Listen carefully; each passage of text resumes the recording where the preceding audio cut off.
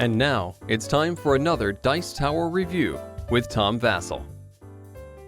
Hey folks, I'm Tom Vasel, and today we're taking a look at The Estates Bid and Build. This is a game from Capstone Games, or their line Simply Complex. Capstone is known for some fairly in-depth Euro-style games.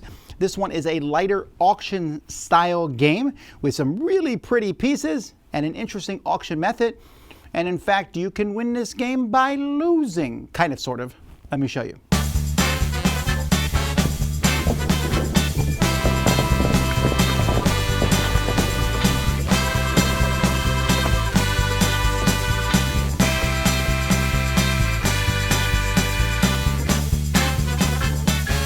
In this game, players will be controlling different companies throughout the game. These are going to be scoring you points.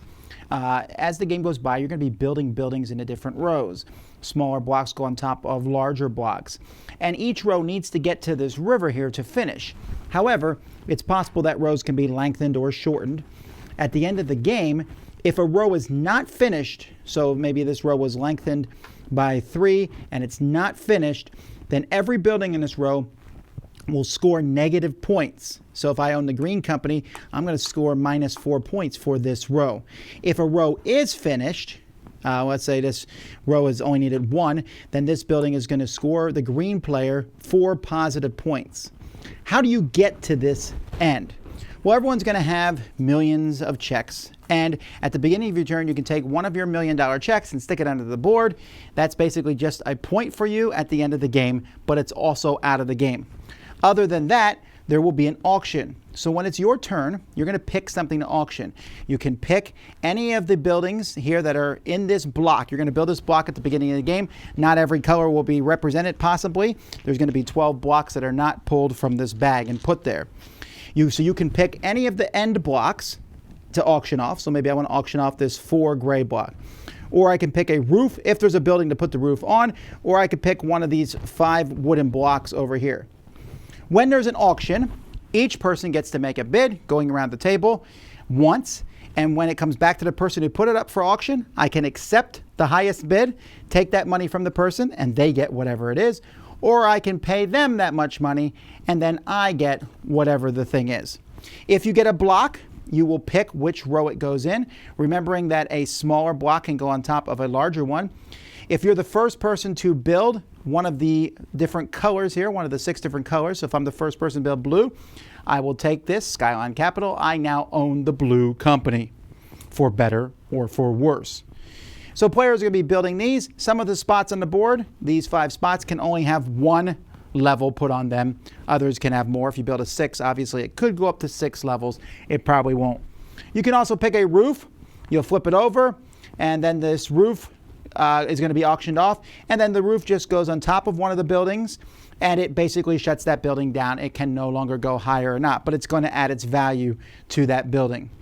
You can bid for these 3. There's a level 1, level 2, level 3 building permit, and you can decrease or increase the amount of buildings that need to be put to finish a particular row. You can bid on this item. Whoever wins it can cancel a building permit on the board. And then you can bid on the mayor. Once the mayor is won, whoever gets it picks one of the rows, and that row is going to be doubled for positive or for negative points. So you're going to be paying money around back and forth. You're going to get money on your turn if you want, basically by picking something up for auction, and people will pay you money for it. So you're going to get money as the game goes by. At the end of the game, I mentioned there's going to be negative points or positive points scored for all the buildings, and then you're going to get 1 for each check that you've stuck under the board and scored over the course of the game. Whoever has the most money is the winner, although you can play it in several rounds. The rule book actually recommends you play multiple rounds, adding your score together. This is Capstone Games, so you know that the components are quality. I really like some small details you might not notice, is that each of the different colors has a different pattern on the side, so that helps with color blindness if you can't tell the colors apart. The board itself looks really neat. These are basically business cards. The property owners, I wish these were a little thicker, not a big deal. The roofs and the other wooden pieces and the hat are all nice wooden pieces. This is a nice twist here. These are just all $1 million checks, but they're made out to different people. I think most of these people are real. Looks like it was like a Kickstarter thing, but it's a nice way to put someone's name into the game without it being obviously a Kickstarter game. And these are, this is basically paper money, but it's nice thick cardboard.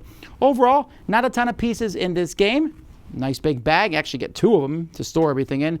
It's very well put together.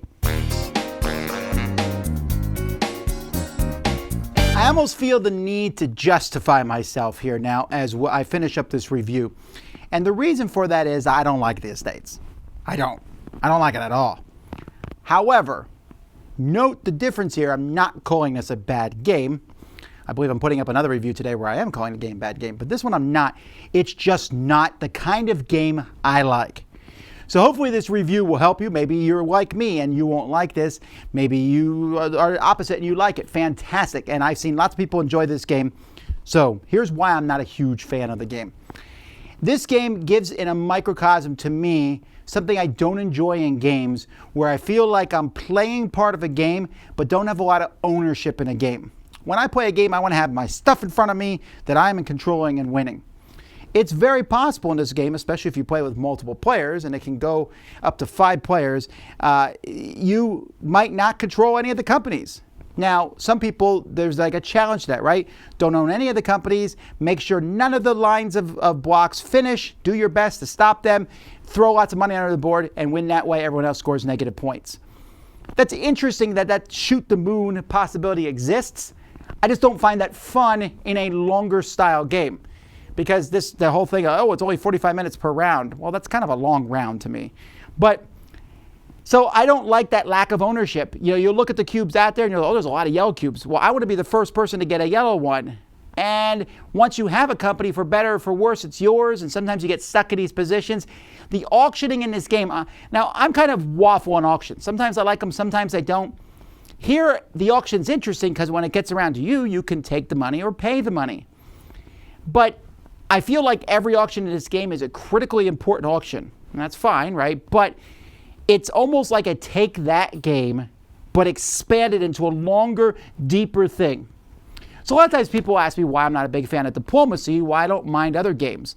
And the reason I'm not a big fan of diplomacy is because in diplomacy, you are eventually going to stab someone else in the back, or maybe not stab in the back, but just say, our relationship's over, I'm not going to destroy you.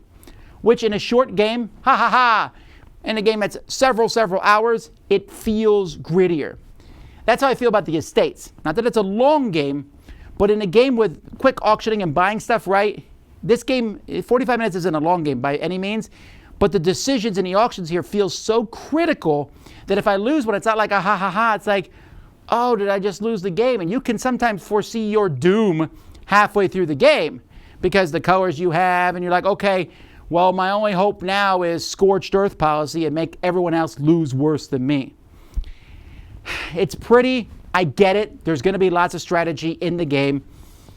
And I know there's going to be comments below, well, you didn't see this strategy and this. No, I get that. I know that you got to win the right auction here and extend the line and ruin other people's chances, or shorten the line and help it score points for you.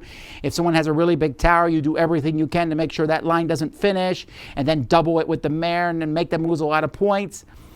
But I'm not a huge fan of a game where the person who wins might be the person who has lost the fewest points. It just feels to me. And that's, I guess, the whole game feels kind of especially when you play with 4 or 5 players, I feel like my involvement in the game is marginal. I'm there making some pretty important decisions, and sometimes making a decision that doesn't really benefit me, and it's just hurting another player.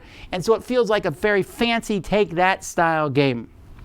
So I wanted to like this more. It feels like it could have been my style, but my biggest drawbacks, again, are that there's a good chance I don't control a color, and if I do control a color, it doesn't feel like I have that strong of ownership in it. The whole building things with roofs feels very much like it's just a gang up and beat down on the leader thing the whole time, and it feels a little more serious to me than a game this light should. Now, again, I'm probably in the minority here. There are other people I met who also do not like the game, but most of those I played with do. So take that into account. And again, it's a marvelous production. So have fun with it. Just don't ask me to join your game. Dice Tower Judgment, just not my style.